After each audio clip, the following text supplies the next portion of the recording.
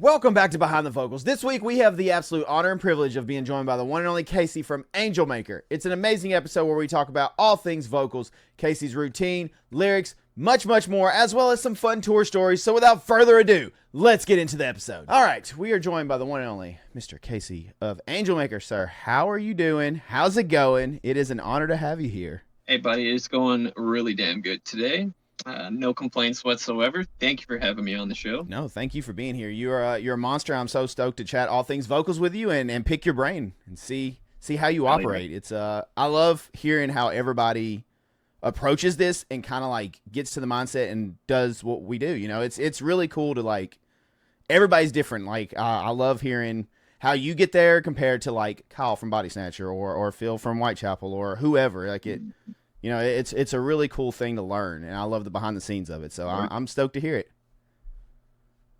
Hell yeah. You've been doing this for a while, right? You guys have been around since Yes, sir. 2011, 2010, something like that. 2011. Yeah. Were you doing vocals before that? Yeah, well, I mean, I guess I started doing vocals in, let's call it 2010. Okay. Yeah, 2010 is when I really started doing vocals. Wow. And then, 2011 came around, and us boys, like most of everybody who's still an Angelmaker now, we all went to high school together. Oh, that's awesome. And we just had to change our name because we used to be called The Human Condition. And we're like, screw it, let's just change it to Angelmaker as of April 2011. And that's when Angelmaker was officially established. Okay. That's crazy. The Human Condition. There was actually a Nashville band called The Human Condition for a while. Yeah, that's so bad. It's a small world. That's crazy. That's awesome though. You guys have been at it for a while. But what I like to do before we dive into all things vocals is I just kind of like to give you the floor and let you tell a little bit about yourself to everybody. Yeah. So my name is Casey, and I live on the west coast of Canada. I love way too many things to list here all at once, but especially like building and engineering. That's like my main thing besides doing vocals. What else could I say here? There's too many things. Too many things going through the brain all at once. But I love playing other instruments. I love fitness and exercise and all those sorts of things and wellness in general. Nice. I'm a bit of a hippie, and I guess that's all you need to know for now. That works. If you guys ever want to see him building or constructing or just like, dude, watching your tour stories, like your Instagram stories when you're on the road, I'm just like, this guy literally is doing everything. He's fixing, like, you were fixing a generator one day, and another day you're like fixing another problem, and you're just like Bob the Builder. You're just addressing all problems. You're like, I got this. This is today's job, and you like handle it. It's wild. Yeah, that's awesome to have in the band, though. Like, that's amazing. Yeah, it's nice to have, like, I guess, that's a part of myself, a large part of myself that I could add to that is I am like a closet doomsday prepper. So I try to do that of which moves me towards being able to survive the apocalypse. Nice. Okay. What got you down that road? What made you kind of go down that avenue? Have you seen The Modern World? I have. Fair enough. Okay. Touche, sir. Touche. Like, I would rather be prepared than to be oblivious to what is going on and then have to suffer the consequences of other people's actions. Fair. Good point. Okay. I respect that. I like that.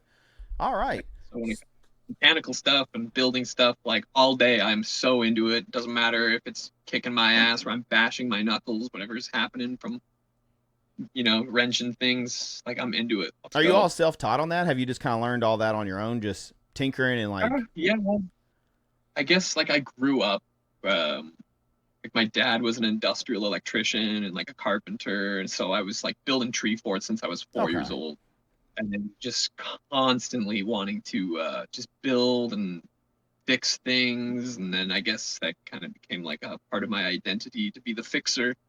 But as time goes on, not fixing other people's issues, especially their internal issues, been down there. But now it's just fixing things that need to be done in the moment.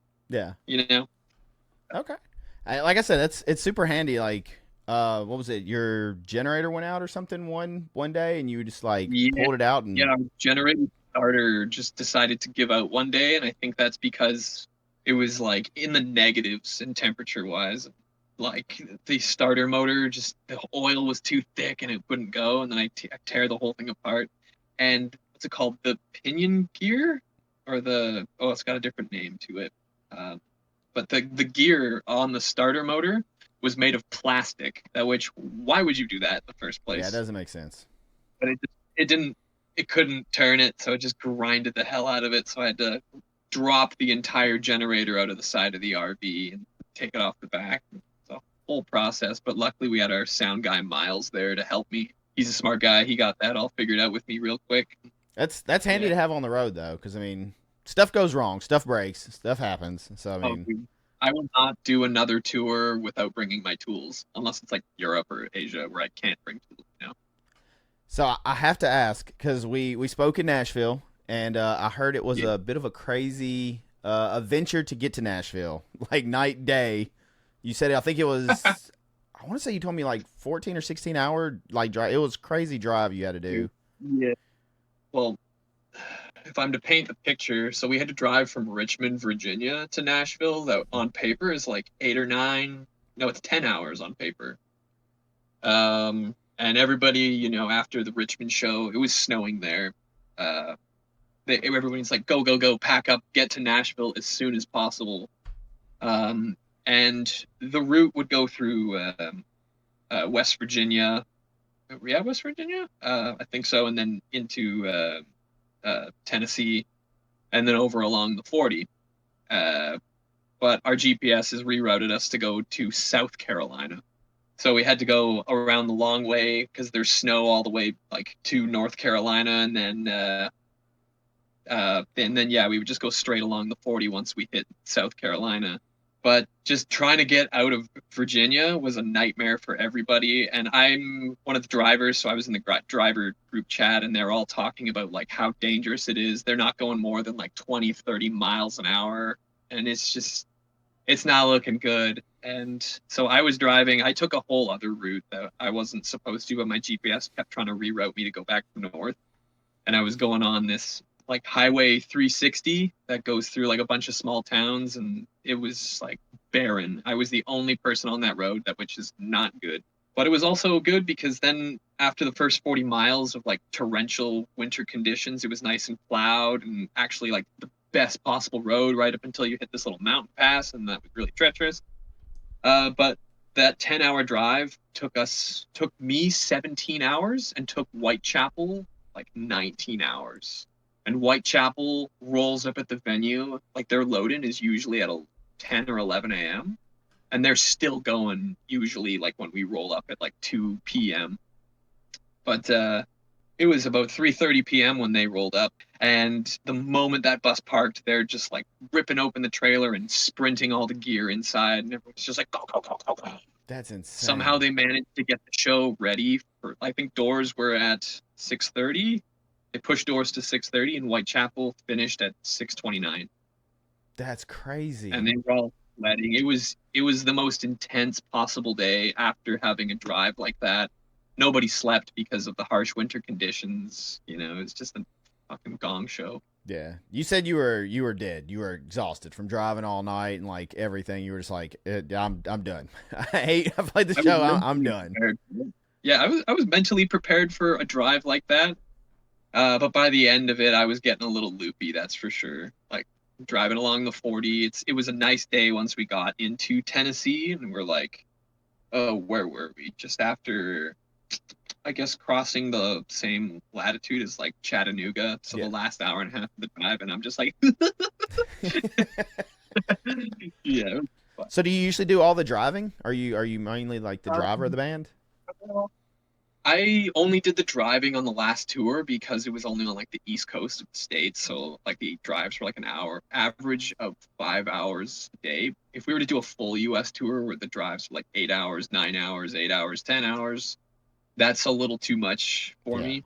That's brutal. So like we usually hire a driver, but in the past before we had the wallet to hire a driver, I would do the majority of the driving. I love it. I love it. It's like a very grounding experience. I get to listen to podcasts and new music and just learn, just be in my own space. And I've just always loved driving that, which some people hate. Nice. It's probably like a decompression period too for you, especially like the late night, like early morning driving or whatever, when everybody's sleeping or kind of chilling out. Oh yeah, yeah. It's just nice to be in my own space, just to like sit with my thoughts, really digest the day and like the matters at hand and what's going on. And like I find when I'm driving on the long shifts and like dawn approaches, I get this like wave of euphoria where I'm almost like I love everything. I just want to be the best version of myself. I want to tell all my boys that they're so good at what they do. Yeah. You guys are really good at what you do, though. You guys, Thank very impressive. It was my first time actually getting to see you live. Listen to you for a while, so it was awesome. You guys put on a hell of a show. I have to say, it was a killer show. thank you. Absolutely. Your counterpart on stage. I've never seen anybody.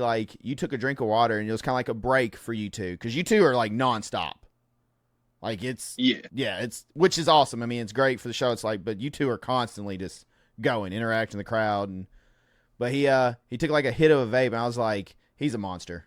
He's an absolute monster. There's no way. Ian is like an anomaly when it comes to I vocals. was like, I would die if that was me. Like, there's no way. I'll be sucking air so hard, and He barely warms up. He goes, and then he just goes, and that's it.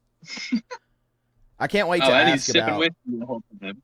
I can't wait to ask about like the dynamic of like the dual vocalist, like how you approach it all, because it is definitely different, and it's where it can be. I can definitely see like how obviously like layering and like balancing parts to like hit harder and everything, but it also has to be tricky too, because you have two people like like interlaced Yeah. everything. Some people, I think the perception at face value is that two vocalists makes things a lot easier. But Ian coined it very well. He's like, same amount of vocals as one vocalist, but twice the amount of brain power, because you're playing mental leapfrog with the vocals, and you have to know your lines and your cues. And if one person misses their line, it fucks up the next person. And it gets a little tricky to know when you're coming in. So there's a lot more focus than as if you have to just do the whole song on your own. Then you just subconsciously know when the lines come in. Yeah. This requires a little bit of extra brain power to have the dual vocals work efficiently. How is it writing with dual vocals? Is it tough to like kind of balance that out, or? It has been a little bit in the past, like not really. I've had other people message me who are in like dual vocal bands, and they're like, "Bro, how do you do it?" Like I punch my other vocalists in the face, like, and like egos get in the way, things like that. But it's a good practice to learn how to just be like, okay, like this person's viewpoint is just as valid as mine. And I know that Ian, when it comes to writing, is an absolute madman. And we're like, for the songs that we've written together, it'll be like he'll mostly do one song and I'll mostly do the other, and I'll just be like, maybe we tweak this little bit here, this line, accent this, the flow in this. Yeah. If he's like, yeah, I don't know what to write for this section, I'll be like, what about this, and vice versa. But it's pretty easy going with Ian. Like, it's not really any sort of tension. That's there might be a few things where we're both like, I like my version better. What about And lyrics? Do you we'll, usually like separate them per song, or like I'm gonna take this song, or you take this song, or you just kind of like collaborate together on like, hey, we're gonna say this for this song, and then we kind of like just put everything together? Yeah, we'll first come together with like the topics and what these songs will be about, and like a mutual sort of feeling. And in the past, it's been like we'll write something like, let's say it's about just like the never-ending weight of life, and just like constantly feeling this like dread of existence. And one person will have their version of it, and the other person will have theirs. Like write the full songs out, and then we'll kind of like pick and choose lines and see what flows, and maybe write the first and last lines so that they tie together better. Yeah, things like that. That's cool. I like that. That's awesome. That's really cool to have, like, especially the different perspectives and like mindsets on it, but like common topic. That's cool. I like that a lot. Okay, so we kind of jumped ahead a little bit, so we're gonna backtrack and just, you've mentioned this briefly, but I want to ask what inspired you, or actually we're gonna go to the instruments. You mentioned you play a little bit of everything. What instruments do you play, and what did you play first? I guess the very first instrument that I actually ever learned was the trombone in like elementary school. Oh, nice. but I don't have that at all anymore. But then it turned into bass guitar. That when we used to be called the Human Condition, before I actually learned how to scream, I was the bass player. Okay. And so I played bass guitar, and then I learned how to play actual like treble guitar, and then had an electric drum kit, but wasn't any good. Play like Offspring covers, things like that, but could not blast beat for sure. I could play the ukulele and the harmonica very well. Oh, sick. Okay. Nice. Very nice. So what inspired you to get into vocals then? Like what kind of sent you down that path? Yeah, so yeah, like I said, I was the bassist, and I wasn't actually really even intending on being a vocalist at all. But I had like a microphone and an amp that I guess was my dad, and then he gave it to my brother and I. And he was like, "Here, just so you can do some karaoke and stuff." I was like, "Oh, that's cool." Um, but playing bass guitar, I was like, I don't really need to do any of that. Trying to do like some punk covers here and there when I was like, I don't know, 12, 11 years old. Um, and then as the band The Human Condition, we were going to play cover songs at this Battle of the Bands thing back in May 2010. And one of the songs was Like Nails to a Casket by I Killed a Prom Queen. Yep. And it had like backup vocals in like the chorus, and it was clearly that there's two vocals. And me being a little keener, I was like, "Oh, I guess somebody's got to do the backup vocals. I might as well try and learn."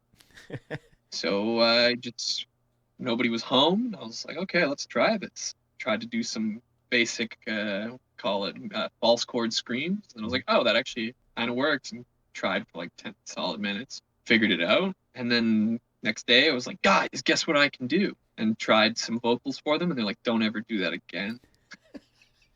And I kept doing it. And then I did the bass guitar thing for that Battle of the Bands with the backup vocals. I nailed it. I thought I did pretty good. Then we did another Battle of the Bands thing in like the next November. And by then I had practiced a lot more, and I was like, let me show you guys that I can vocal now. And that's when I really like got my start as a vocalist. Okay. Sick. Where will we all be if we stopped right in the beginning when we first started and we sound terrible? Because I mean everybody's yeah. The cubicle life, that's where we'd be. Very true. That's awesome. That's a really cool origin story. So when you started, there definitely was not the wealth of knowledge we have now for vocals. We had Nope. when I started, it's probably 15 years ago. So, and it was I heard after kind of learning on my own in trial and error about Zenna screaming, and that was pretty much the only documentation of like, hey, you should try this or do this or diaphragm, yada yada, all that stuff. How did you learn how to do vocals back then? How did you teach yourself, and how'd that go? Yeah, I just tried like I've always tried to do like impressions and stuff when I was younger, and like contorting my voice in whichever ways, little accents and things like that. Just always trying to manipulate the vocals. And then yeah, I just really wanted to try and do these backup vocals, and just tried all these different ways, like really pushing super hard, and then it just clicked all of a sudden. Nice. And the Okay. false chord vocals were born within me. Nice. Love it. Love it. It was definitely kind of like the Wild West of just trial and error back then. That's for sure. Like Oh yeah. you would get tips and tricks from people along the way, but I mean, it was just mostly, okay, that hurts. Maybe I should not do that. That, I can't talk now. Maybe that was a bad idea, Oh, this doesn't feel bad. This feels good. Like, kind of thing. And so it's people are lucky nowadays. You can go on YouTube and there's just tutorials everywhere of like, hey, here's a camera down this throat. Like, this is what this does when you do this scream, or, all that. It's crazy how much knowledge they have, which is a good thing. But it's fun to see like how everyone learned. I've had people say that they screamed into a pillow just to see like, what could I do like and still muffle it without like disturbing the neighbors, kind of thing, and like figuring out their voice and everything. So it's really cool. I love hearing the origin story, if you will, on that. What were some mistakes you made early on when you were first learning? I mean, when I was first learning, I would obviously do the classic push too hard, and like even after having like this aha moment of learning how to actually like project my voice, Yeah. it's like after I tried doing vocals sometime, like after, let's say 2 months after, I was just like in my kitchen just whistling and noticing that whistling only started, or whistling was at its best when I wasn't pushing too hard or not pushing enough. It was this like finesse. And then I was like, oh yeah, I can definitely just finesse the vocals. And that's when I figured out how to get like resonance and really like push it in a way that was healthy. Yeah. But you know, I'd get excited and still push too hard, and I would go for too long, like do vocals for like an hour and a half, 2 hours straight, to the point where my voice would, like, my vocals would bleed, my throat would bleed. That's Oh the best wow. way to say it. But just a tiny bit, like tiny bit of uh, blood in the spit, and then it was like, okay, I think it's time to stop. Yeah. Yeah. That's scary. That's always scary if you see that. But that's awesome. You just answered the aha, the when it clicked. Those moments are, I love looking back on those moments because it is really you're doing it and you're trying to figure out, you're like, what works, what doesn't work. But then when it clicks, you're just like, oh, it makes so much more sense. For me, it was Zenna Screaming. I watched it and I'll never forget the first time I watched it. I was just like, I have no clue what in the hell she's talking about on any of this. Like, none of this is making any sense to me. You know, I'm just screaming. I don't really know like what the hell I'm doing, but what you're saying isn't clicking. And then I remember being at practice, and for some reason the pencil trick popped into my head where it's like you project over a pencil, and I was like, I'm gonna do that this song. And then I was like, oh, it makes so much more sense now. Like, Yeah. and then I it love was just that off trick. to the That's races. Yeah, so it's really cool. Kind of like you said, though, pushing is definitely, I would say that's 98% to 100% of what everyone's early mistakes are. Just like you're trying to scream at the top of your lungs and like be really loud and like put the anger in it, the the bass, everything, like the different stuff, and yeah, it hurts you in the long run. Mhm. Definitely more control and toning it back for sure. Less is more Oh yeah. is a common theme here. Exactly. Yeah. All right. So, when you're getting ready, do you have a routine when you're going to do vocals, and does it change if you're doing like a one-off show, or if you're on tour, or if you're under the weather, or even studio? Do you do anything to prep? I know you said Ian doesn't. He pretty much just does a little Yeah. like voice Well, clear and he's ready to roll. yeah, me, I'm kind of a nerd with this one, and I don't have any sort of vocal tutorials or anything out there, but I feel like I can really overkill this question. Okay. And I guess for anybody listening who really is interested in this question, this is when you get your pencil and paper, because I can give the full rundown here. Nice. But yeah, I'm not going to give a whole guide, um, but I will highlight a few things for those who actually are interested. But yeah, it changes and evolves constantly depending on how I'm feeling or if I'm like under the weather. Um, but there's big no-nos. Big no-no number one is don't drink alcohol or soda. Instead, sip water all day. Do not chug, because that will drain your electrolytes. And fun fact about hydration is you can't just chug water or drink water for a day and you'll be like, I'm hydrated. Being properly hydrated to get the cells hydrated takes like a month. So consistent religious water intake will help you tremendously. And then yeah, like slouching and vegetating, just sitting on your phone for like an hour before going on stage is not good for you. Instead, I will like stand up, I'll walk, I'll talk, I'll jog, I'll do a couple stretches here and there, but not like anything too rigorous. Just enough to like keep myself from just feeling all like crusty and slouched over, because it's not good. I'm not going to go too deep into the science of what's going on there, but it's just good to keep yourself in proper posture as long as you can, and you will feel the difference if you do. And then yeah, no food 2 hours before. So I'll stay away from like spicy food and like candy or chocolate and all that, especially chocolate. And I just don't agitate it. Like I won't clear my throat all day and try to like keep my vocals like hot all day, you know? Just Mhm. like once there's like that 20-30 minute mark before I go on stage, that's when I'm like, okay, now if I need to clear my throat, I will. And then yeah, so like for the actual routine, I'll start with like a couple little light stretches, nothing too crazy. Most of it is just like chi or qigong exercises, just simple movements, yoga poses like arm swings and like rowing sort of things. And then I'll like touch my toes and then go all the way up to like a mountain pose to really open up the diaphragm, engage my core a little bit. Um, and I'll do like the biggest lunges possible. Like I'll fucking teabag the ghosts in the room. I don't give a shit, man. Deep squats, things like that, just to really get the body going. Yeah. And then when it comes to actually warming up the vocal cords, I'll start with just talking, warm up the true chords, and then yeah, once like the 20-minute mark hits, I'll do what's called like lip tribbing or tribbling, where that's with like scales. That's just like start with those, then I'll go to like a head voice.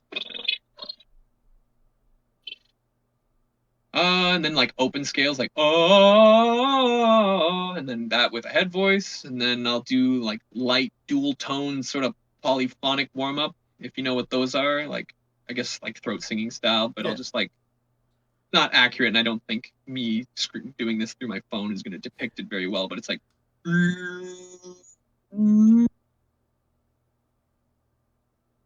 Okay. you know, Yeah. it's probably not doing it well, but I'll do that, and then I'll start with the same thing with like vibratos, and then I'll do like gentle, like low tones and try to talk as low as I can. And then I'll talk like a little higher, and then I'll try to basically squeak like this and talk like this, and maybe have a conversation with somebody like that. And then I'll do like yodeling or what I call the ambulance, and just go like, and just get the difference between the high or the chest voice and the head voice, Yeah. so that I can really dial in like when I need to switch that. And then yeah, some throat singing. So that's like Ian does those too. And then I'll just do some whispering, like to get the shape of the throat locked in. My philosophy is that if you can whisper it, you can scream it.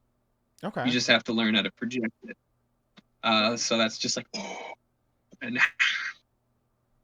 and then yeah, I'll give it like 2 minutes, drink some water, put on my big boy pants, and if I'm feeling a little too crusty and my diaphragm's hurting because it's been like 10 shows in a row, I'll do like free diver exercises, that which is like exhale all your air and then like suck in and up your diaphragm, and then I'll like massage under my ribs, things like that if I need to. That's if I'm like feeling really rough. Oh, and then I do what I call the Voctagon, or the octave box. That is just this little mental image I have in order to practice the basics of all my ranges. So that'll start with like the low, and then I'll do like a mid low, and then I'll do a mid, and then a mid high, and then a high, and then I'll do like an alternative high, and then I'll go like hardcore vocals, and then alternative lows, and then I'll scale like a high, and then I'll scale a low, um, and then I try to give myself about 3 minutes before the actual show so that I'm not scrambling, and just take a couple deep breaths, relax the jaw, just relax the whole face, just coach myself through it, say it's gonna be okay, I'm gonna do a great job. Then I might do some light hops and a few push-ups just to get the blood pumping, and then it's stage time. Nice. Yeah, and then cool off. I'll just lightly hum and drink some water and maybe stretch a tiny bit.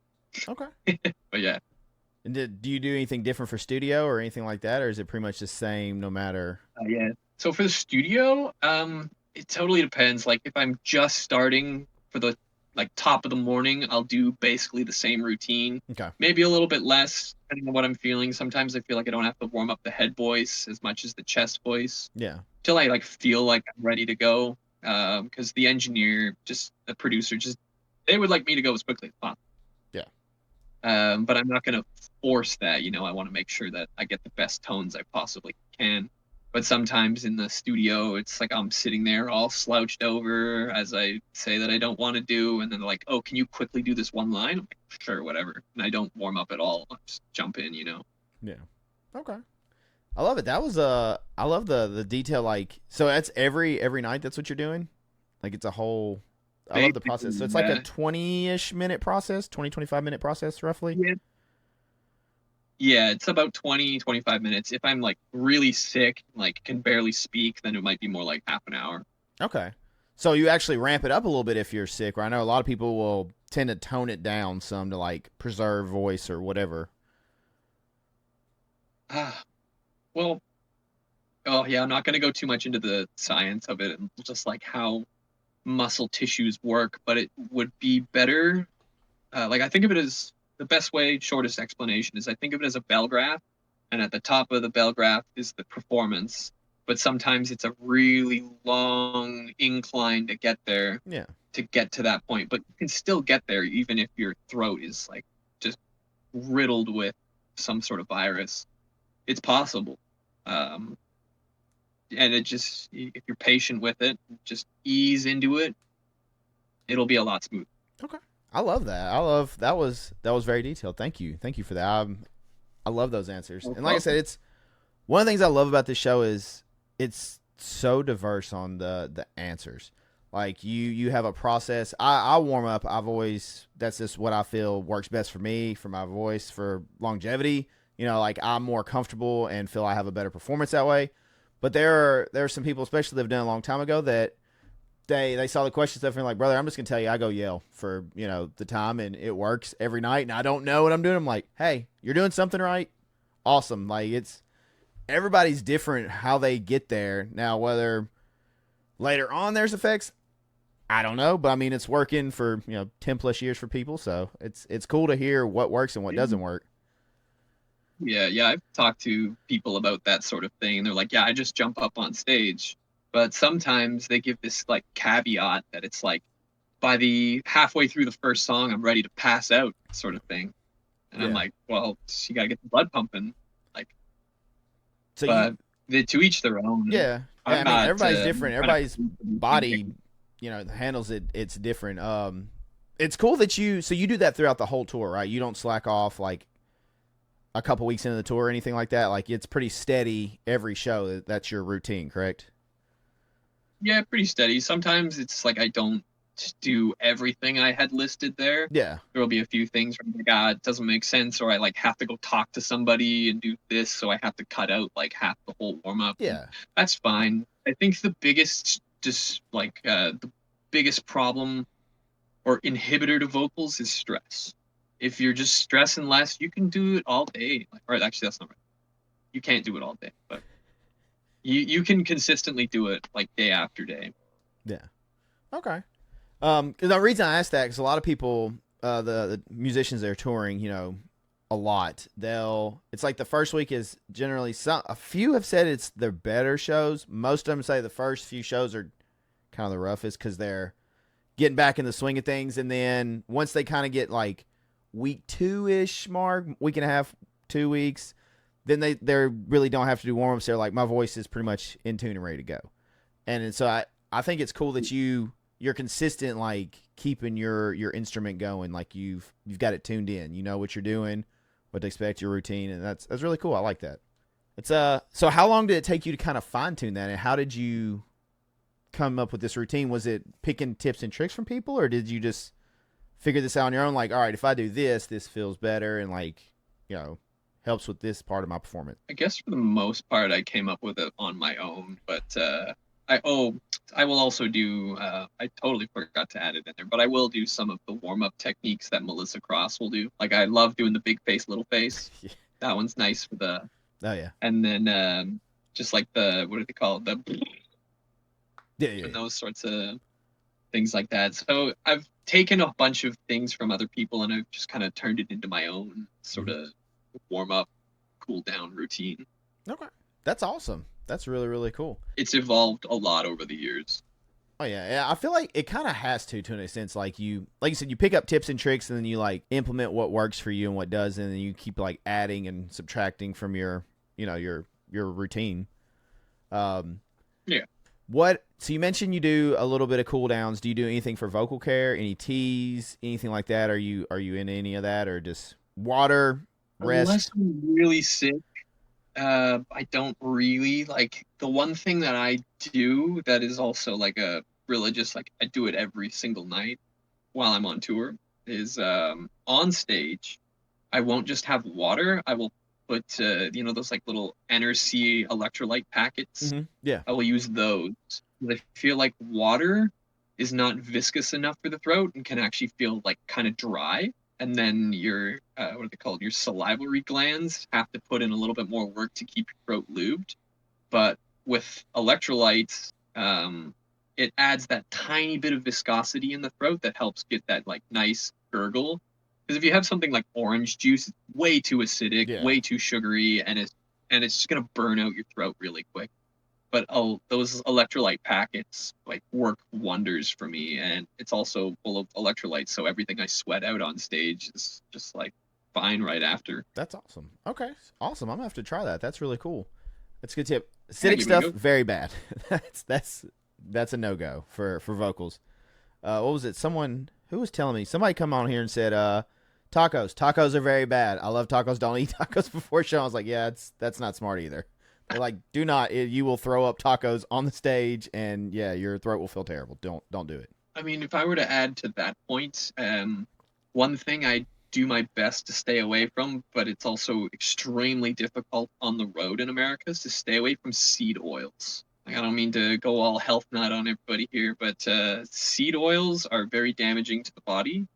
If you have like extra virgin olive oil or avocado oil, Mhm. those are a lot better for you. But seed oils can basically destroy your gut bacteria and your microbiome, Oh, okay. and that will make you like very uh, like just disturb the biome to make it more acidic, and you'll be burping a lot more, and it'll dry out your throat. Some people get like dandruff when they have too many seed oils. Like people who have like very sensitive stomachs and like candida and all these sorts of things. Staying away from seed oils seems to be the number one. Oh, Like I'm wow. not a doctor by any means here, but that's what works for me. And usually in tacos, there's a lot of seed oils, especially if you're having like a beef taco. It's just drenched in it. Yeah. Okay. All right, nice. I love the we're bringing the scientific in here, and I love it. Thank you, thank you. This is I can't awesome. help myself. Okay, we're gonna shift gears a little bit. We're gonna go to Yeah, yeah. lyrics. Where do you pull from lyrics? Do you go more like conceptual? Do you go personal? Do you do like a mixed bag? Like what's kind of your go to when you're writing lyrics for songs? It would definitely be a mixed bag. Okay. Sometimes I just like pull it from the ether. The lyrics just kind of write themselves in a way. It depends on like the topic that I will go for. I will just write like a bunch of usually adjectives about the topic and things that are. It almost looks like a tarot card reading and like bullet points of like what's going on for the song. And I'm like, okay, how do I write this? Yeah, most of it I will take just like I try not to have any like one person inspire me too much. Mm-hmm. I will just try to like write whatever I feel from myself. But then there's also the idea that there is no original thought. And I've obviously got these thoughts from somewhere else. But for the most part, I try to just keep it as my own writing style. Mm-hmm. Yeah. Did you write poetry or anything as a child or growing up? Were you into any of that at all? Or Oh, yeah. Yeah. And I think one of the things that actually really pushed me to speak eloquently and try to have a more vivid vocabulary was honestly video games. okay, I love that. Just using some of what's the main ones? The first one that comes to mind is like Gears of War. Like the cutscenes, they would speak so eloquently, and I was like, that I want to write like that. It's a great game, by the way. Love Gears of War. I'm a gamer myself, so that's awesome. What are some of your favorite video Yeah. games? We have to derail. You've opened this box here. Oh yeah. Well, you see, it's like I live in the woods and I haven't owned a console in almost 15, 14 years. Oh wow. Um, yeah. But I'll go to like friends' houses and I'll play them. And one of the main ones that I'll sesh now that we actually have on the Angelmaker bus on Ian's old Xbox is Elden Ring. Yes. So I've been getting really into Elden Ring. I've also gotten into like Rocket League. Hmm. I played the new Diablo 4. That one was hype. I like that. I've never played any of the other Diablo games. Growing up was just like Call of Duty, Gears of War, Halo series all the Yes. way. I'm a big Halo fan myself. I love Halo. Oh, hey, I should get a Halo tattoo, man. Yes. It's a great series. The There's been first a three lot. were so Assassin's good. Creed series. Which one? The Assassin's Creed Oh, series. yeah. What's the last one of those you played? The last one I played was Assassin's Creed Odyssey, like ancient Greece. Nice. Very nice. Trip Yeah, down memory lane. This has been awesome. Yeah, I'm a gamer myself, so that's I love the references. You'll have to next time you see Kyle from Body Snatcher. Apparently, he's a big Halo guy. Me and him were talking about Halo 3. Oh so yeah, you gotta challenge him to some Halo or something. Oh, we'd love to. Like, if we can get it on our Xbox in our bus, then it's happening. Oh, dude, it's Good old Halo 3 Slayer 1v1 on Yeah. Guardian. That's what we need. oh, that would be so sick. Oh, and then the whole other series of games would be just like Mario Kart and Super Smash Bros, Mario Party, that whole Nintendo realm of things, Yeah. Legend of Zelda. Yeah, like we had our last headliner, and at our VIP, we actually hosted a tournament with Super Smash Bros. What's the latest one? Brawl? Ultimate, yeah. Okay, nice. And yeah, we had like a whole indie merch gift card giveaway for the champions of that, and it was actually really fun.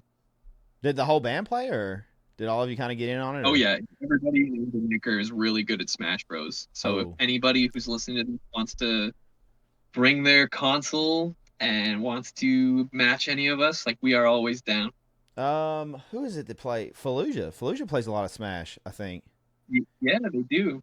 I've seen them. They who's it? Scott and Kyle stream, and I've seen them. They'll get together like as a band, and they'll be just talking trash and playing Smash together. It's awesome. I love seeing it. Trash and Smash. Oh yeah, trash and Smash. I do miss the old days of, can you say, like being on the same console or LAN partying with friends and playing like Halo and stuff. It's something about that, like seeing them, like looking at them while you know going in Slayer and all that stuff. It's the good days, man. The good days. The screen peeking days. Oh yeah, your homies together. Getting accused of that constantly. Look at my screen, bro. Quit looking at my screen. I had to derail us. You kind of set that one up for me for us to completely go off topic.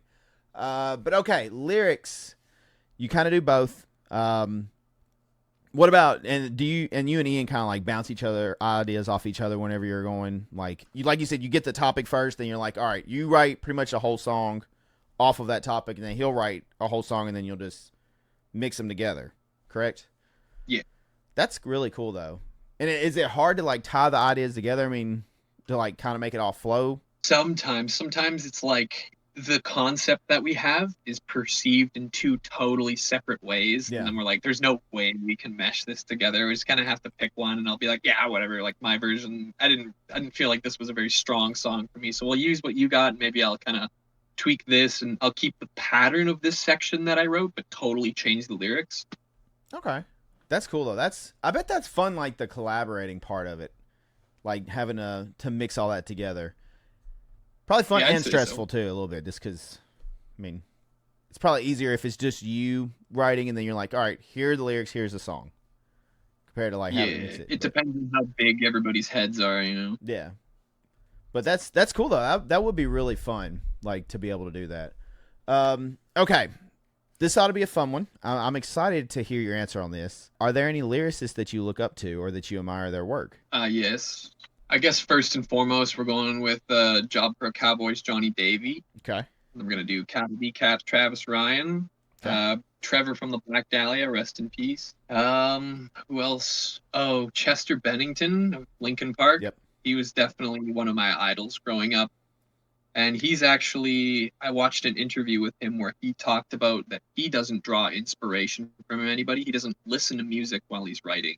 He doesn't try to take anything from anything else. It's just his own raw process. So I tried to adopt that. Yeah. So if there is any adoption, it would be from his take on how to write.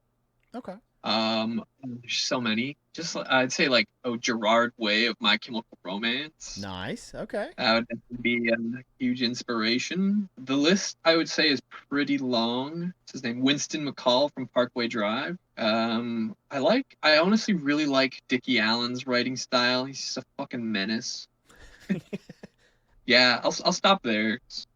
Nice. Hell yeah. A lot of good references there. A lot of awesome vocalists and lyricists. I do want to ask. I want to touch on. You brought up the Chester and not listen to music. Do you not listen to metal at all when it's time to write a new album? Or you just not listen to any music? Because I know a lot of people will tend to do that. Musicians, especially when it's writing time, just so they're not subconsciously like, I'm listening to this album and it sounds more like that album. You know, it's more their own kind of thing. If that makes sense. I don't know. I think it's like when I'm actually in the writing mode, I like unplug from everything I've like heard. But I'll like throughout the day, I'll definitely like listen to songs of all different sorts of genres and lots of metal. I'll listen to a lot of deathcore. I guess another influence for writing would also be Ben Dur of Shadow of Intent. Mm-hmm. I really like his writing as well. But yeah, I'll be like listening to songs to practice to do like covers and learn different vocal styles on the same day where I'm actually going to write a song, but I won't like overlap those Oh, or okay. think of them as being overlapped. Yeah, because I know it's definitely easy to, if you listen, for example, someone out there, if they're listening to Angelmaker, then maybe they want to write like an Angelmaker riff without thinking about it. You know, like it's just whatever you're into at the moment. Like it's easy to put that into your stuff and definitely like influences it all. So I know there are some people that like, someone does not even listen to metal. They'll listen to like completely different genres, which I dig, or they'll just cut off completely to like, you know, I guess lock it in, if you will. So it's always cool to hear like how that works, so like mindset to get ready to write. Is there anything special you do when it's time to write, like to prep yourself? Smoke weed. That works. That's about it. Okay. I don't know. Other than that, like, I think creativity is best spawned when the mind is at ease. If you are in fight or flight, like survival mode, it's very hard to be creative. And for a lot of people, like life is constantly bombarding them with shit, and they don't know how to get out of this sort of space. And I guess to even start touching on that creative headspace, I'll definitely make sure I've done a full workout and had some time to myself, done something that's really just like that lights my fire, you know, like whatever that is during the day, even if it's like chopping firewood or playing with a Rubik's Cube or playing video games even can draw some inspiration. Going for a walk, you know, just something like that. It's never consistent across the board. I just kind of listen to my body and then I'll find a way to get myself out of this negative headspace and into a creative headspace. Okay. That's awesome. I love that. All right, this next question sucks. So I'm sorry ahead of time. It is rough on the spot. So I'll warn everybody. If this was asked to me, I don't know on the spot if I would have an answer. So, but do you have a favorite lyric? And it can be someone else's, or it can be one of your own, or both if you have them ready. It is challenging to try to go through like a discography in your head and be like, all right, let me see. Yeah, I mean, there's so many. Being fairly unprepared for the question, I'll give two answers. I'll start with one of my favorite lyrics that I have written, that which on our new record, This Used to Be Heaven, we have in The Omen Part 2, Acquiesce, and the lyrics would be like what the feature that we gave to Ben Dur. That would be one of my favorite segments. Okay. Specifically the lines that say, war rages within me, a new sense of true calamity, a nuisance, to have morality, just like play on words like that. I'd say that's one of my favorite lyrics I've written as of recent. Okay. Nice. Yeah.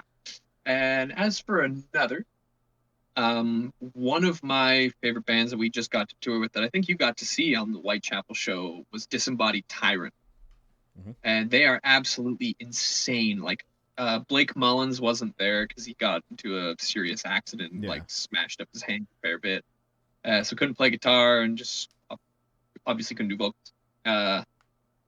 But that guy's a madman. He's shredding and doing crazy vocals at the same time. And his lyrics are just absolutely out of this world. Like he's on a whole other level.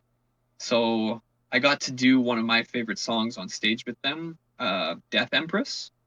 Yeah. And the lyrics of that song, especially like the first little fast part that happens in the song, is one of my all-time favorite lyrics. Okay. Nice. That band is crazy. Like their stuff is insanity. Like it's wild. It's so wild to hear it just on the record alone, but then hearing it live, I was just like, what is happening? This is wild.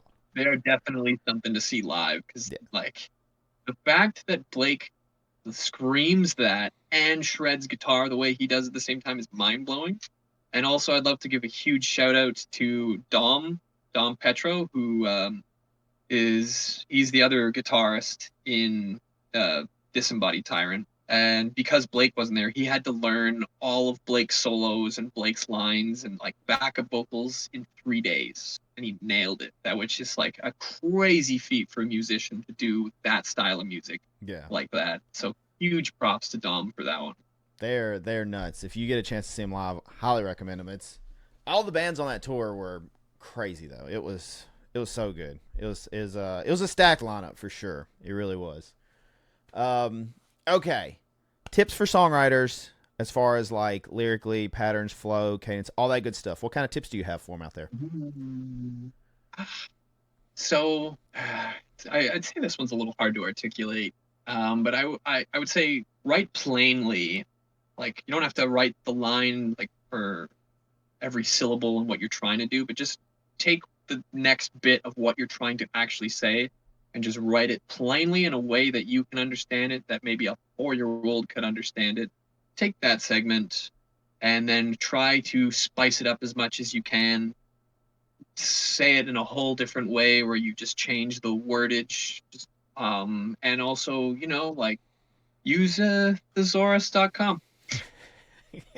Take a word like kill, that which has been used a million times in every metal song, and look at the 32 other options that you got on thesaurus.com. See if it fits. There we go. That works. All right. So when we're in the studio, we all know we like to, we don't always fully think about, I need to do this live, especially when you're like punching parts or like you said, whenever you're sitting there and they're like, hey, can you say this part real quick? Like fast part, like, and you're just putting parts in and everything gets punched in. And then you hear it back and you're like, I need to breathe in this section. And we didn't really put a breath in there. So you have to figure out where to put your breath placement. Is there any parts that you dread? You don't hate, but do you like, when they come up live, you're like, this part's a little rough. So you like mentally get ready for it, or vice versa. Is there parts you're like, I can't wait for this part to come up live because it's so much fun? And I will say for both of those, there's at least one in almost every Angelmaker song, except like maybe Silken Hands. But there's some killer lines that I think I will say, giving away the chef's secrets here. There's a couple lines that like Ian and I will have to be like, there's no way we can both do what we just recorded. So like you'll have to take this part and I'll have to take this part live just so we both have a breath. Yeah. And so sometimes we do that, but we try to do it like to a T as much as we can live for how it is laid out on the record. And yeah, there's some lines that are absolutely insane. Like the whole ending of our song Relinquished is fucking nuts. Like for me, I'm like, okay, we're at that halfway point. Now this is where I gotta really mind my breath control, because if I miss one breath, like it's done, it's over. I'm missing the whole line or whatever it is. But the hardest song and the most fun song for me to do live is Bloodthirster. Okay. There's a whole section that if you're watching me do it live, it's like I just don't stop for like a solid minute. Little breaths, but it's just consistently go, go, go, go, go, go, go, go, go, go, go. Yeah. Just the little sips in between. Just tiny sips to keep you going. Yep. Wow. It's gotta be like, that's gotta be one of the big positives of having two vocalists, right? Is like you said, you want to keep it to the record, but if you do need to overlap, or like, hey, pick up these couple of words or this part of the line so I can have a breath so I can come back in. And like, that's got to be a good thing, right? Like, it's one of the positives to be able to Oh yeah. trade off and do that. Yep. Oh yeah, and it's like when in doubt, just do the line anyways. If you don't know if it's yours or if you feel like the other person might not, because you know that they're having a tough time, just do the line anyways. That's the creed. Okay. What advice do you have for the bands that want to have dual vocalists? What kind of advice can you give them out there? I feel like you've Say already first dropped and one earlier foremost, about the ego and like all that, like not really having too much like ego or anything. And so there's been little tidbits yes, sprinkled through the episode. yeah, that would be point number one: is stay humble about it and be open to listening to other people's ideas, whether you think they're silly or not. And that in itself, I think, is a really good habit to foster, especially in other relationships, like romantic relationships and things like that. If you can just put what you think is cool aside for half a second and genuinely consider what this person is trying to convey. And sometimes it's hard when you have like demos and the demo doesn't sound as clear as you want it to. But the other one would just be like presentability, that when you do have to present this to the other people, the other vocalists, make it as clear as you can, potentially have like other words to fill the gaps or contingency plans, you know? I would say that would be the main one. Yeah, I'll just say that. Okay. Nice. Nice. All right. So you just got off tour, crazy tour, with Chapel, Body Snatcher, Disembodied Tyrant. And this question is actually inspired by Kyle from Body Snatcher. It's Kyle and Adam D from Killswitch. And so it was really fun to ask Kyle his own inspired question a while back. But do you have a favorite call out or mosh call? Because we know Kyle likes to say some off the wall shit. And there's like the normal ones, you know, that everybody does, and it's whatever everybody wants to do in the moment. It is fine. Kyle likes, and Adam D, they like to just say things that, especially for heavy parts, that you're just like, wait, what did he just say? And then, you know, all hell breaks loose. So do you have anything that stands out to you that you have a favorite or anything like that? I guess it depends on what songs we're playing. But if we're playing a song that has like a wall of death, I'll just be like, nope, playtime's over. Everybody's involved right now. Nice. And then I guess just telling everybody to come to the front for a leech. Oh, Uh, or if there's a lot of crowd surfers, I'll just play like, keep them coming. We need them. We need to see them. hell Things yeah. like that. Nice. Hell yeah. I don't know. It's very off the cuff. Do you have did any that Kyle said stand out on the tour? Because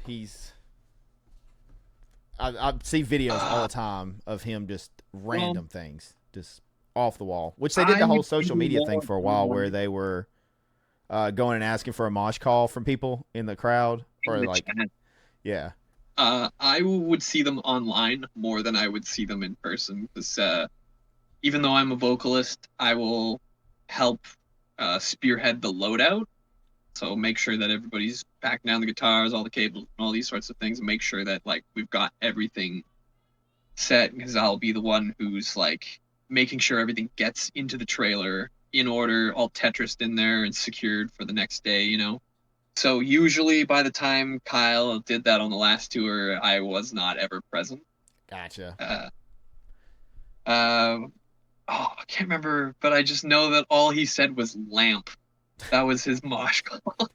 There's so many I would see on like TikTok and stuff, and I was just like, oh my god, live it would be random things. Or one of them was like a mom joke, I think. He had so much random stuff right before breakdowns, and I was like, this is great. So you kind of handle a lot within the band. Do you kind of take on a bit of a managerial role? I know you do, like you fix a lot of stuff that breaks. You definitely load out, which props to you. We as vocalists tend to get bad raps because not all of us like to load in and out. Some of us do. I always help load in and out. I mean, even though I had nothing really to carry other than merch to help get in there, but you know, I still helped because drums are heavy, cabs are heavy. Like I helped everybody. It seems like you do a lot. You wear like a lot of hats within the band. Is kind of where I'm going.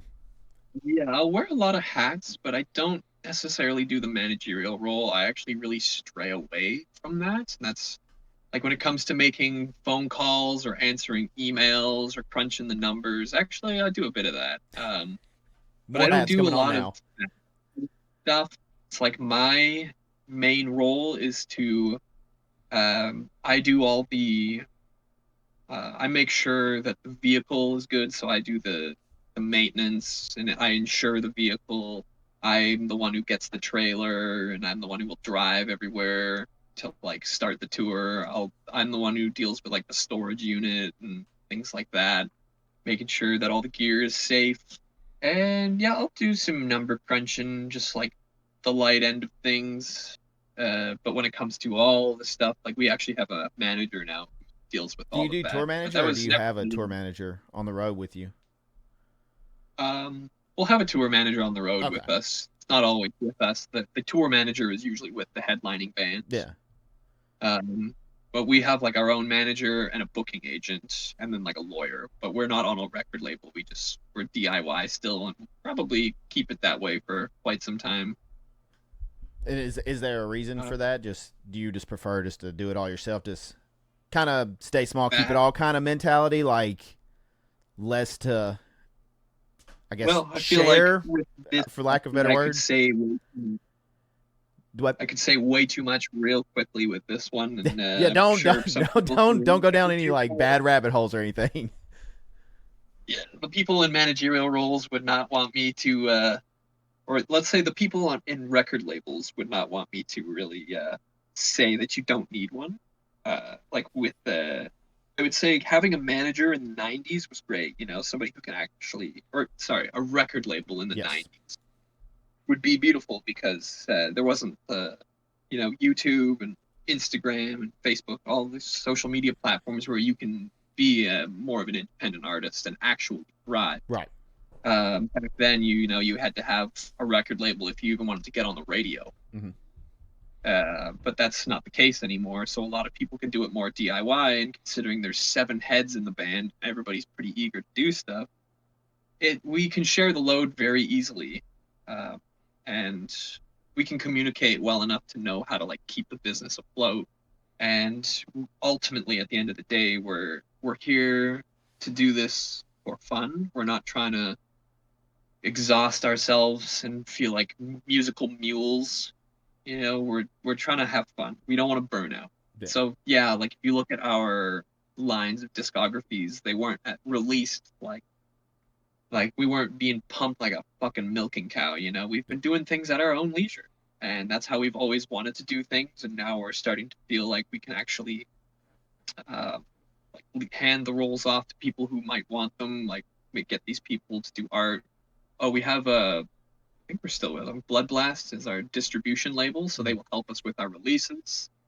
So that's as close as we have to a record label. It's a distribution label, and that's like a branch out of Nuclear Blast is Blood Blast. So they've been helping us a hell of a lot, uh, and now it's just yeah, Blood Blast manager, lawyer, and booking agent. Okay. Nice. I've noticed there's definitely more like kind of you said Blood Blast, like the distribution labels now than there were before. It was just mainly record labels. You wanted to go for the different labels to help with distribution and get your music heard by more people. While we're on this subject, I love asking this, especially for musicians that have been doing this for a while. How is it doing uh, full time musician band stuff in 2026 compared to 2011? Because I mean it's vastly changed. I mean the internet, like you said, social media, the presence, having YouTube, being able to distribute more, have more of a presence on your own without needing a label to help push you to these different platforms is hugely different, right? So like, how is it doing that now compared to then? Well, I think in like 2011, around that, well, excuse me, around that time, it was this weird gray area where some people were like, I don't need a label, but some people were still very eager to hop on a label. Um, and then other artists started really pushing their own stuff and being very successful. And it's not metal whatsoever, but Chance the Rapper, he's never been on a label. He's Really? just had a money man, a lawyer, and a manager. That's it. And then, and a booking agent, just his homies And he made it work the whole way through. But he knew the social media game. He knew how to promote his own music like that, and it worked. Like, it was just time and place, you know. So there was this old model that it's starting to really deteriorate, and people are scrapping it, and they're going with the new model, though, which is basically, I guess, a good example would be Will Ramos, where he has taken the new model, and for deathcore, he's done wonders. Like, thank you to him for like accelerating this genre, for knowing how to have a presence online and work the social media platforms in a really strategic way. And obviously, he's just amazing at what he does. So, like, you know, the proof is in the pudding in all factors here. It's like it works for what he's done. And you'll see all these other artists try to follow that model of things, and they're just trying to pump out content all the time. And personally, I don't want to be like a content mule. I don't want to just, you know, do all that every single day. It would be nice. Um, and I guess if I'm going to be in this genre, I should play the game a little bit. But I'm here to make music that people can connect with in some way. And I don't think that has to be the case. But the proof is in the pudding. It works, Yeah. you know? So people have scrapped this old model back in 2011, 2012, 2013, and now they've gone to this new model, and labels are seeing this, and they're like, okay, well, what if we open up a branch that's a distribution label? Because people can do everything themselves, except it's hard to just, like, not everybody has an entire room available for CDs and merch and all this stuff to ship out, and they do it themselves weekly, you know? That's too much for everybody. So you get a distribution label, and they will take a little bit off the top and help you out, and it works beautifully for a lot of artists.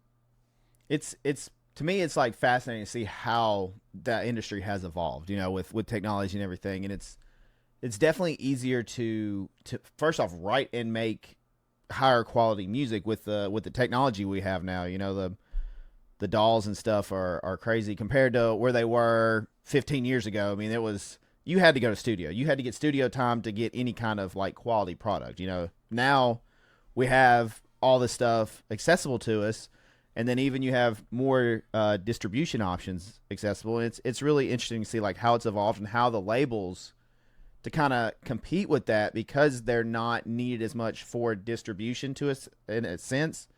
You know, it's how are they evolving to still, you know, I don't know. It's a really cool dynamic, and I love hearing insight about it and seeing how it evolves. It's really interesting. Mm-hmm. You do have a social media kind of guru in the band. I've had the ability to chat with Johnny. Johnny definitely has a social media presence. So I mean, does he help out with any of that online, or what do you mean by help out online? just like like social media, the content and stuff like that? Does he help out with anything, or? Oh, of course, yeah. Johnny does a lot of work that I appreciate everything that Johnny does. He really likes to spearhead the social media game, and he definitely has a good feel awesome. for it. He's really good at it. Yeah, he knows how to be fun online, and he'll answer people's questions. He does a lot of Q&As. And yeah, he's working 3 bands right now. So Angelmaker, Carcosa, and Bastion. Yeah, he's A, B, C, or A, yeah. Yeah, he's a machine. Man's always working. I forget, he told me how many, I saw him at the show too, and he was telling me how many months he had been on the road last year, and it was crazy. He had pretty much toured nonstop. For 2025, he was on the road for 9 months. Yeah, and you guys were on the road a lot last year, were you not? Angelmaker. 2025 was crazy. We played over 120 shows in 2025 alone. Insane. I know you can't say obviously what's in store, but is 2026 a little more slower year so far, or are you guys still going to be? A tiny bit. Yeah, we definitely got a lot of things in the works. Like, we're looking all the way into like the late fall, winter now. Okay, nice. Yeah, like the next tour we have is with Shadow of Intent this spring, in April and May. Oh, that's sick. And that's a full U.S. tour. Oh, awesome. Hell yeah. Yeah, I will not. I am not driving every night for that one. That is not happening. We will rotate. Okay. So back to the questions. This one's a sports inspired question, so it's kind of a goofy, fun one. Like after all of our, our vocal and our scientific and everything, we like to kind of like derail with just weird, oddball questions. Do it. But a lot of times athletes have superstitions, if you will. They have to do something placebo effect to kind of get in a headspace before a game, like whether it's wear a certain pair of socks, I have to do this or do that or whatever, whatever it is. Do you have anything like that for shows, studio, anything like that? And kind of like to give examples, I've had anything from, I just do push-ups before the set every time. There's been stuff like don't say good show until we get out of the city because we don't want to jinx anything to happen in the city to ruin anything in the show. Drinking only light blue Gatorade. Like there's all kinds of different little things that I've heard that's pretty cool. So do you have anything? Personally, I think the one thing that comes to mind, and this I've actually had since my first ever vocal performance, like first day one of Angelmaker, in my little warm up routine there, when I take my deep breaths and I'll close my eyes and I picture a canoe going over a waterfall, and that there is this thing that's approaching. I have to do this performance, and there's no way out of it. I'm in the canoe, I'm approaching the waterfall, and I'm like, okay, fucking cowabunga, like let's go. And I just try to like, obviously most people listening here, if not everybody, has never been in a canoe going over a waterfall. You'd probably not be here today. That's a very silly example, but if you were, much like how they do in whitewater kayaking, you got to keep that thing straight. You focus on keeping the boat nice and straight with the waterfall. Because if you go over sideways, it's going to be bad news bears real quick. So that's kind of like this visual and this like mental mantra that I have, and I'll just say cowabunga. Okay, nice. I love it. That's awesome. That is definitely a unique one. I love that. That's so cool. All right. So, kind of to the wrap up portion of the show, but I just like to ask like kind of favorite experiences or venues and stuff like that. So let's start with: do you have a favorite show that you've played that kind of stands out to you? Favorite show stands out to me. Oh, there's been so many good shows.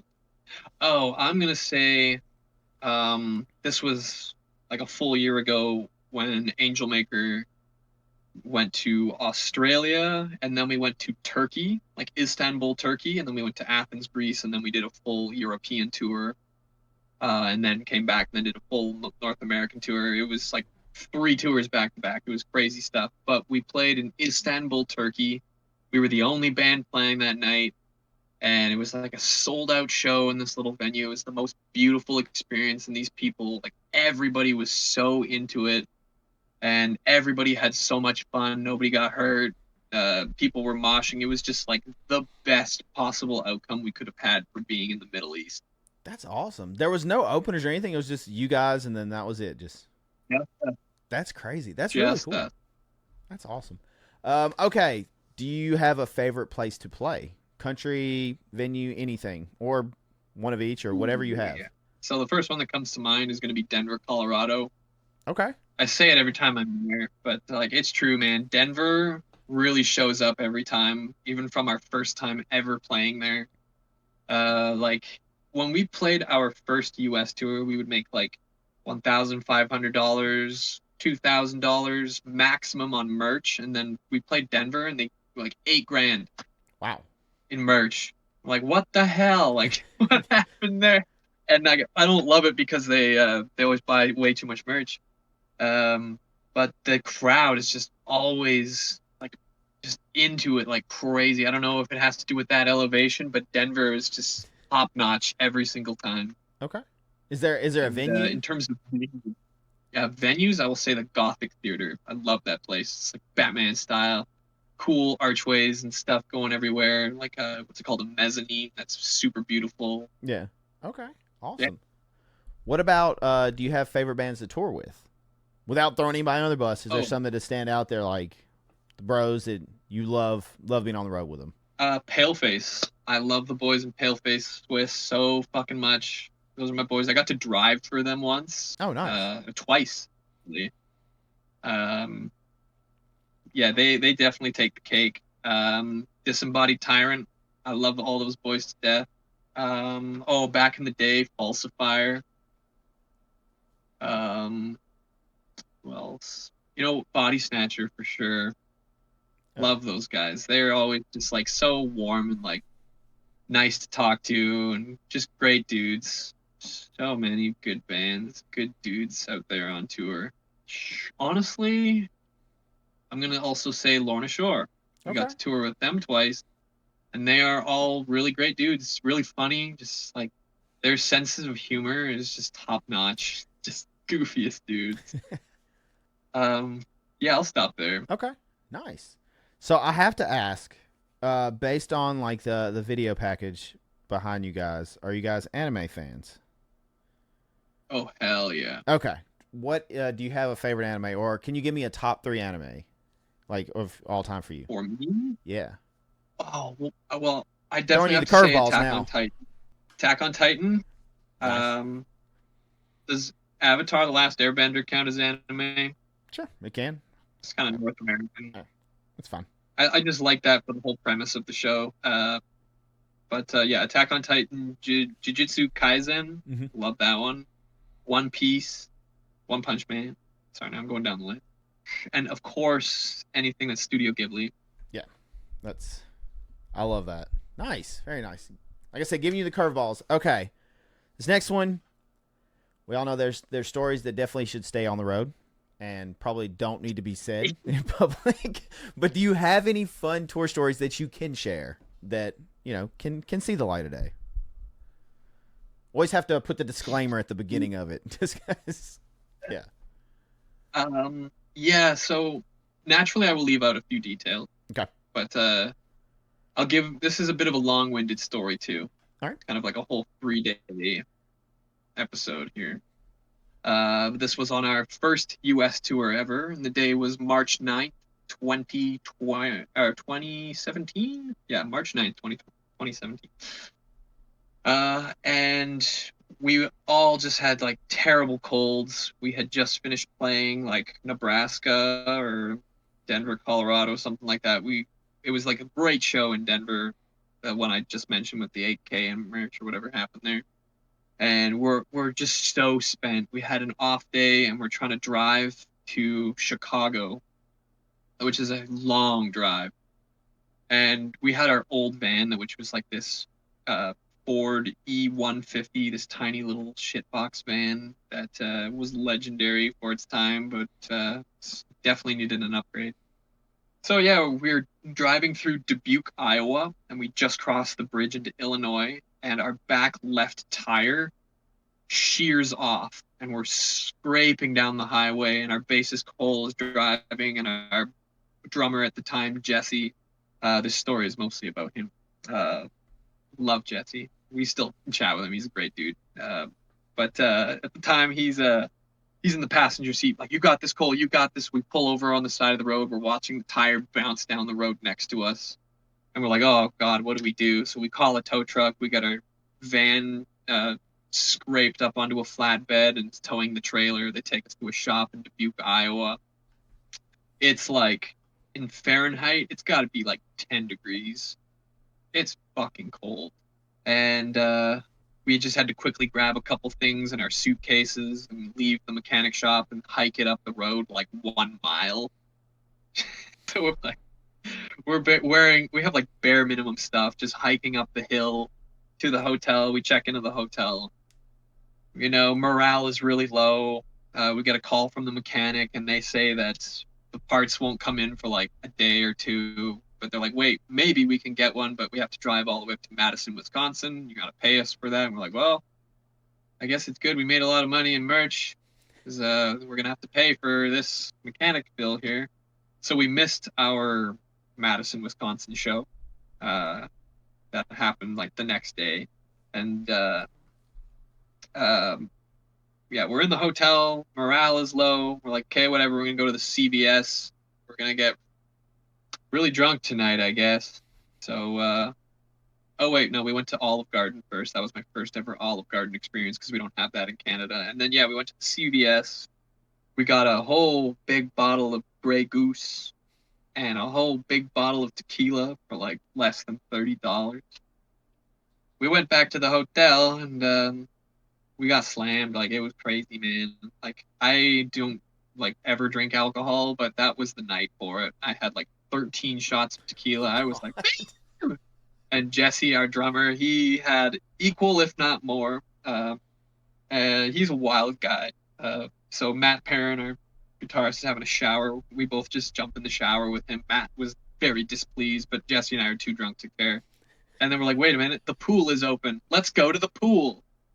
So it's like 11:30 p.m. and the pool closes at midnight. We run down in our swim shorts and we go. We're doing little flips in the pool, and going to the hot tub, switching back and forth. And then we're like, okay, it's 11:59. We got to get out of here.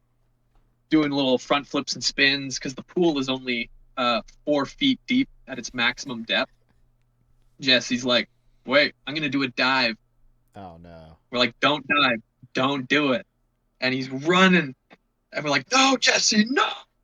Tries to dive, doesn't even put his hands up, just right straight to the side. Penguin dives it, crunches his nose on the bottom of the pool. Oh. Instantly, like blood's pouring out. We're like, this guy just killed himself. Like he's dead in the bottom of the pool. He comes up, he's just like trapping out. We're like, oh shit, get him out of the pool, get him out of the pool. His nose is sideways, just leaking blood, super broken. He's too drunk to care. He pulls off his pants and runs into the elevator, and we're like, grab him, grab him. There's a trail of blood, and he's like, goes in the elevator, he's pressing the button as we're chasing him. I'm sprinting down the hall. He spreads his ass cheeks as the doors close. I'm like, go, go, go. I run up the stairs, and he opens the door. He's like, ho, ho, ho, ho, trying to like run back to the room. I grab him by the ear, got the key card, and take him to the shower and like put him in there, put a towel on his face. And we're like, wow, that was a wild one. So the next morning, we get a call from the mechanic, and he's like, yeah, we can have it done by the end of the day. And we're like, okay, cool. So checkout is at 11. It's like 11:05, and here comes Jesse with his suitcase. He's got just nothing on but boxers and a house coat, and this tiny little like sprout bun up in his hair, and his face is purple, and he's like, not, he can't see anything. He's just barely alive at this point, just way too hungover, and he's toting his suitcase out. We hike it all the way back down to the mechanic, and it's still like 10 degrees Fahrenheit. And we put our stuff in the trailer at the shop, and then we go and watch the movie Logan, like the Wolverine movie, and had a good time doing that as we tried to cure our hangovers. And then we went back to the mechanic shop and got the vehicle, and we made our way to Chicago, where we played a really good show. Jesse his nose was bleeding like crazy the whole time. Met some interesting friends that evening, which this part I will leave out for the details of what the hell they were doing. But some crazy things happened that night, and Jesse was kind of involved involuntarily, but he made the best of it. So then, yeah, we played the next show, which was our old vocalist Mike's birthday show, and it was like a joined show with the band, like we came as Romans. Mhm. And it was a massive show, biggest show we had played to that date at the Ritz in Detroit. And then afterwards, Jesse's like, hey, comes up to me. He's like, come here. Like, what's up? He's like, I found this really hot chick, and she wants us all to come over, crash at her house. He's like, I'm gonna sleep with her, but you guys can sleep downstairs apparently. Like, okay. So me being the dad figure of the band, I'm like, okay, I want to talk to her and see what's up. And she was pretty coherent at this point. She's like, yes, of course, you can stay at my house. Here's the address. This is where I live. You can Google Maps. Like, my brother is home, but my kids are not. Like, it's cool. Like, sure, whatever. First U.S. tour. We're wild young chaps. So this lady bought us like $100 worth of Taco Bell. We go to her house, and it's her brother who's like very, very autistic, and he's downstairs and he's watching the TV at like full blast, like just gripping the chair in anxiety that us and Falsifier and the band Filth, we all like came and congregated there. So there's like 20 plus dudes in her downstairs living room all just sleeping on the floor. She's got like 4 corgis and they're biting everybody's sleeping bags. It's a mess. and what's his name? David Jant of Phil. He's sleeping in the lady's 6-year-old daughter's bed, and he's like 6'8" in this tiny little bed. Oh my god. Anyways, we all got some sleep and we wake up in the morning. It's like 9 a.m. and we had to be out of there by like 11 to make our way to Cleveland. Uh, and Jesse comes running downstairs and in a panic. He's like, "We gotta go now. We gotta go." I'm like, "What? What do you mean we have to go now?" I'm like, "Guys, we all gotta go. We gotta go." And everybody's just packing up. They're like, "What's going on?" I'm like, "I don't know, man." But Jesse says we gotta go now. So we all get out of there. We peel out as quickly as we can, and we're like, "What the hell just happened, Jesse?" He's like, "Well, you see, we were having sex, and then th- she she kind of accidentally elbowed me in the face and bent my nose the other Oh way, no. and her cheeks were like navy blue, but like I know they're covered in blood, and I woke up to her just covered in my blood, and she has no idea that I bled that much all over her mattress. He's like, "I'm feeling woozy, man, and I think I got a lot of blood left to lose."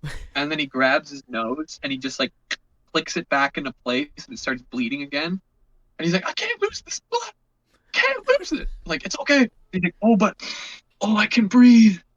She broke my nose like back into place." Oh. Oh my So he god. broke his nose and then unbroke his nose during sex, bled all over this Oh my god. sheet. And then we peeled out of there and then he was passed out for the rest of the journey to Cleveland, Ohio. And everybody was so dog tired at this point. And then he gets a text message from her. She's like, "You little piece of shit, if I ever see you again." Like, and he's like, "I'm just gonna block her number. That's cool, man." And we never saw her again. But that's the end of the epic tale of Jesse breaking his nose Dude, that was and us. that was quite a journey, like a 3-day journey for him, especially. Just It was wild, man. Kind of a 4-day journey, but holy shit! Like, yeah, that was a roller coaster of emotions.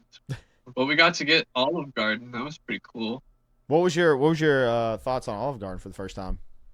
I thought it was great. Like, I didn't know they had free breadsticks, and I had a lot of breadsticks, and that didn't help with the hangover.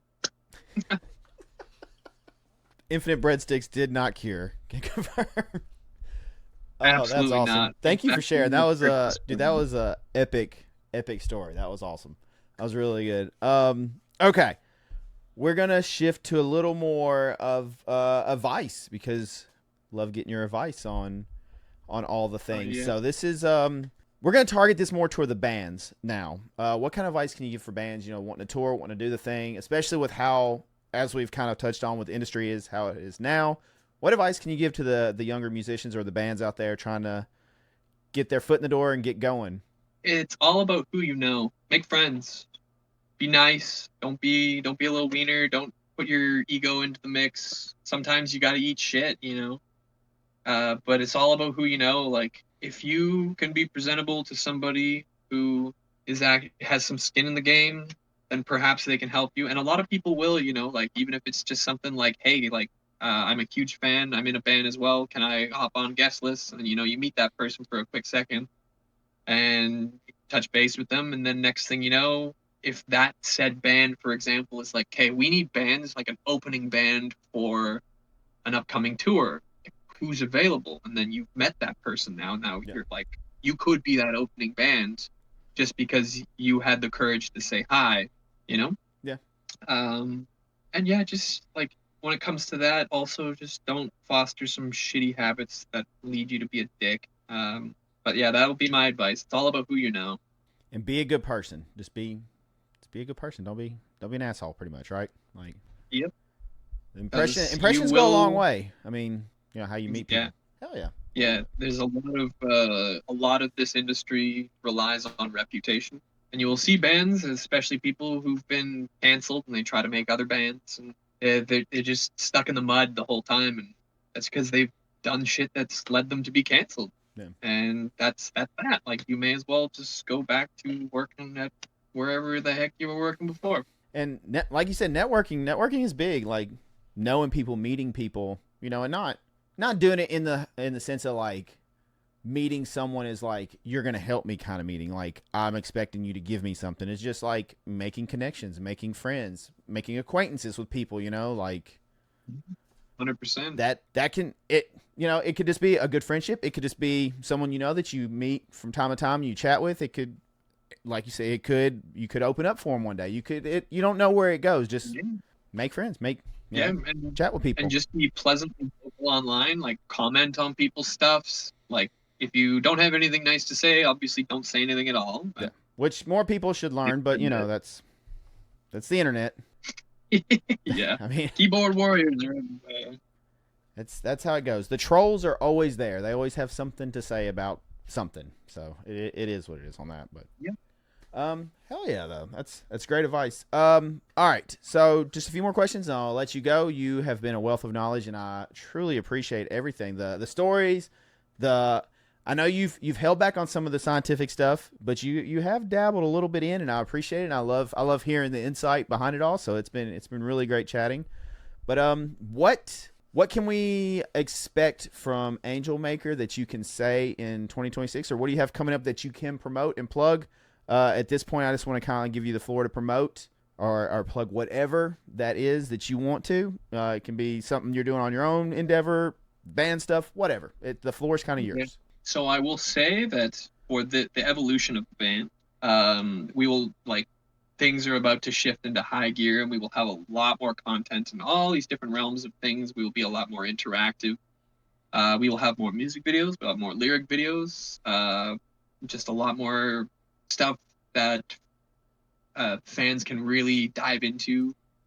Some of the more like niche end of things, like one thing that will come out very soon that I'm working on as of right now, it's literally like on my screen right here, is our entire discography. I will do the parted lyrics for like what Ian does and what I do and what our guitarist Colton does, and they will be colored or highlighted Cool. for who's doing which part. So it's color coded lyrics. Like I'm yellow, Ian's blue, so his highs are light blue, his lows are dark blue, but the lines we layer are green. Cool. Yellow and blue equal, things like that. So we'll have an entire like lyric book that we will give, kind of like tabs for vocals. Nice. For anybody who wants to actually do the vocal thing. Hell yeah. And yeah, we've got a lot more shows coming. We're not stopping anytime soon. If anything, we're just getting started. Yeah, and a lot more promotion on our new album that just dropped last November. This Used to Be Heaven, and writing a lot more music. That's not stopping. Yeah, okay. That's about it for now. All right. Hell yeah, love that. That's some great stuff. I do want to ask. So I keep derailing out, and I apologize, but I do want to ask. So we talked about distribution and record labels and kind of how they, how it's changed, from needing labels and all, 15 years ago to like more, you can do more DIY now. I mean, people did DIY then, but you know what I mean? It's a little more, I guess, accessible, easy, whatever. You mentioned you guys have manager, booking agent, lawyer, correct? Those are your three. Yeah. I feel like a booking agent is almost, especially if you're going to be a touring act that's going to stay on the road and actually like get out there, a booking agent is probably a pretty much like a checkmark need, correct? Or is that like an accurate assumption? Yeah. So like before we had a lawyer or a manager and we were like 100% DIY, booking agent is all we had. Just to help with getting on tours, or just like as far as like all the routing, everything, just all the ease of that, or like can you kind of elaborate why that would be, just for people that out there want to know? Well, it's a booking agent's job to like watch which bands are actually like drawing and who's doing what. And even if you are a local band, like they will see how much you draw, and if you have videos online of like your performance, like they'll watch it. Like booking agents are constantly looking, and you don't know who's watching your shows sometimes. And that's what happened with us. Like we went to like DIY and Falsifier, they had a booking agent, and we basically just hopped on with theirs for our first US tour, and they designed the whole route. That we were like, that's cool, we'll do this. We headlined that tour, but it was another person's booking agent. And then on that tour, we met a dude who was just there watching our show. His name is Seth, and he became our first booking agent just because he was watching. We didn't know, but we put on a good show. We drew a crowd, and he was like, that's what we want to see. So yeah, you just never know who's watching, and a lot of booking agents will just go to shows because that's a part of their job, is to really see who's doing what. And if you are actually like making waves, they will see. That's I was always kind of a mindset I had, like, was just, it didn't matter how many people were in the crowd. You don't know who's watching. You don't know who has decided to come out to the show that night. So you should treat every show as just sold out. Doesn't matter if it is sold out or not. And just full send it. Give it everything you got every night. Oh yeah. So, advice to the vocalist out there. What kind of advice do you have to the vocalist, whether it's a new vocalist wanting to pick up the mic, a vocalist that's been doing it for a little bit, or even a veteran, maybe they're in a rut, you know, they're struggling to kind of get over the hump to the next level, if you will. What kind of advice can you give the vocalist out there? I don't know if this is really what will hit the bullseye on this, but when I teach vocals to people, one of the first things I will say is that you can't expect to go in the gym on day one and bench press 300 pounds. Very true. You know, like, you really need patience. You, like, what I can do today vocally, I could not even do 3 years ago. It's constantly evolving. So as long as you, sounds like the most cliche advice, but if you keep putting in the practice, like, you will get there. Yeah. And I feel like I still have a long way to go when it comes to learning all the things that I could unlock in terms of vocals. But I also don't, that will be another piece, is don't give yourself limiting beliefs. Yeah. Okay. Like, you can achieve a lot more than you think you can if you allow yourself a space to get there. And I'm sure many people who've achieved success in many different realms could get behind that. Hell yeah. Great advice. Yeah. I love it. So A great analogy. yeah, the only person who is really going to get in your way in the end of the day is you. Very true. 100%. Absolutely. We're our own worst critic, especially like, well, I mean, yeah. Anybody, but vocalists, I'm sure you're the same when you're on stage. If it'll be a good show, everybody else is like, oh, killer show, you did great. But there'll be like one part you're like, I didn't quite hit that just like how I wanted to hit it. Like, and that to me, I'm like, I fucked up that part. That part could have been better. Like, there's always something I always want to be better. I'm like, yeah, the show was fine, but this could have been better. This could have been better on my part. Like, you know. Yeah, I think the awareness of that, and like knowing that the artist is their own biggest critic, is okay, as long as you don't let it like get to your head, you know. Yeah. And of course you'll have those moments, and like I have those moments. Like, I'd say I rarely ever have what I would call like a A+ show. Yeah. Usually it's like a A- sort of realm, and I'll be like, this line, this, I totally messed up on this sort of thing, but like, it's okay. It's a show. You're not out here curing cancer. Like, the grand scheme of things, and I think the crowd's probably not gonna full, unless it's like a huge something, like you missed a big part or something. You know, like it's probably not noticeable to most people except for you or maybe the band, like a little bit. You know, like it's, unless it's like a huge fuck up. Yeah. If the effort is there and you can see that the person who's performing is truly trying to give it their all, and they mess up, like, we're only human, you know. And I love that aspect. Like, when I see a performance and I know that the performer, the vocalist, like, missed something, and they're like, oops, you know, it's like, then you know they're human. Yeah. It's more real, it's more raw. It's, yeah. Okay.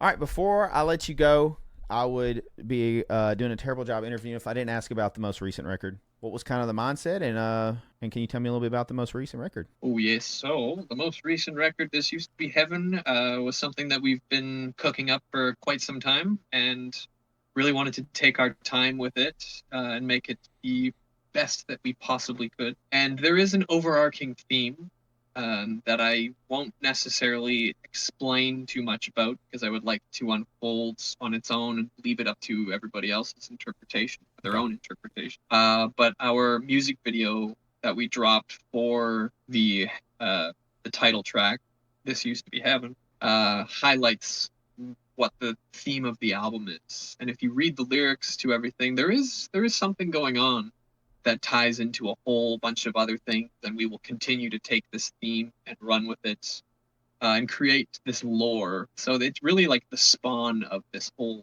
almost universe of Angelmaker. Nice. Hell yeah. And it's been out a few months now, correct? It come out, let's see. Yeah, it came out late November 20th. Nice. If you guys haven't heard it yet, please go stream it, go listen to it. Wherever you listen to music, go listen. Go buy it. Whatever. Just go hear it. And definitely check out the band and go see Angelmaker live. I will have all of your links to the band and stuff down below for everybody to check out. Is there anything you want to add before we sign off for for the episode? I think I've covered a lot of ground, and I don't think I need to add too much more, but I will say that Angelmaker is not stopping anytime soon, and we got a lot more cooking. Feel free to follow us all on social media. We have some funky things between all of us, especially Johnny.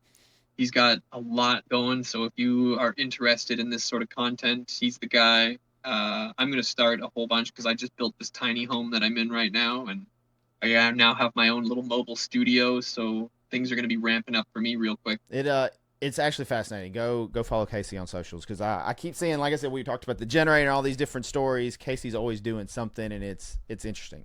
I really enjoy it. Man, you are awesome. Thank you so much. It has been an honor and a privilege to talk to you. And if you guys have not seen Angelmaker live, you are doing yourself a disservice. Go watch them, please. They put on a hell of a show. They're awesome. Good dudes. Please go check them out and stream their stuff and buy merch. Be like Denver. Buy all the merch. Casey, thank you so much. Again, I really appreciate you, man. You're a legend, and thank you so much for your time and for coming on the show. Yeah, likewise, brother. All right. You have a great one. We'll speak again soon. Thank you all so much for watching or listening to this episode of Behind the Vocals featuring Casey from Angelmaker. Please be sure to check out all the links down below to go show Angelmaker some love on their socials, as well as Casey's socials. And be sure to go check out their album, This Used to Be Heaven, streaming now. Be sure to check out all the tour dates to see when Angelmaker is coming to a city near you. Thank you all so much for watching or listening to this episode. I hope you enjoyed it as much as I enjoyed chatting with Casey, and I'll catch you guys and gals on the next one.